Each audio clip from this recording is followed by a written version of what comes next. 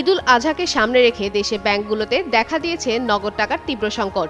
গ্রাহকদের চাহিদা অনুযায়ী টাকা সরবরাহ করতে না পারায় অনেক ব্যাংকই এখন বিপাকে পড়েছে। বিশেষ করে নতুন নোটের সংকট ও টাকা ছাপানোর সীমাবদ্ধতার কারণে পরিস্থিতি আরও জটিল হয়ে উঠেছে। ফলে ব্যাংকগুলোতে টাকা তুলতে গিয়ে ভোগান্তিতে পড়ছেন সাধারণ মানুষ। বাংলাদেশ ব্যাংকের কাছে কয়েকটি বেসরকারি ব্যাংক কয়েক হাজার কোটি টাকার নগদ অর্থ চাইলেও প্রয়োজনের তুলনায় অনেক কম টাকা পেয়েছে।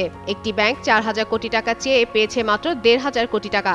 অন্য আরেকটি ব্যাংক 4,800 কোটি টাকা চেয়ে পেয়েছে মাত্র 1,000 কোটি টাকা।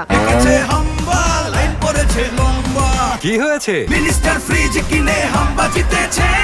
মিনিস্টার ফ্রিজ কিনুন, হাম্বা জিতুন, আরো আছে আকর্ষণীয় উপহার। একই অবস্থা প্রায় সব ব্যাংকের ক্ষেত্রেই দেখা যাচ্ছে। ব্যাংকাররা জানান, কোরবানি ঈদ উপলক্ষে প্রতি বছর নগদ টাকার চাহিদা বেড়ে যায়, কিন্তু এবার নতুন টাকা সরবরাহে বড় ঘাটতি তৈরি হয়েছে। বাংলাদেশ ব্যাংক টাকশালের কাছে 16,000 কোটি টাকার নতুন নোট চাইলেও কাগজ ও কালির সংকটের কারণে সর্বোচ্চ 8,000 কোটি টাকার নোট দেওয়া সম্ভব বলে জানানো হয়েছে। এদিকে শেখ মুজিবুর রহমানের ছবিযুক্ত প্রায় 15,800 কোটি টাকার পুরনো নোট মজুদ থাকলেও সেগুলো বাজারে ছাড়ার সিদ্ধান্ত হয়নি। নতুন নকশার নোট চালু করতে সময় লাগায় বাজারে টাকার সংকট আরও বেড়েছে।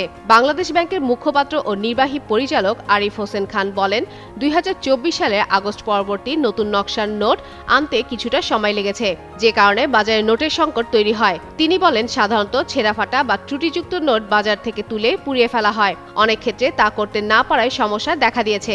তবে শিগগিরই ব্যাংকগুলোকে নতুন টাকা দেওয়া শুরু হবে, ফলে এ সংকট আর থাকবে না।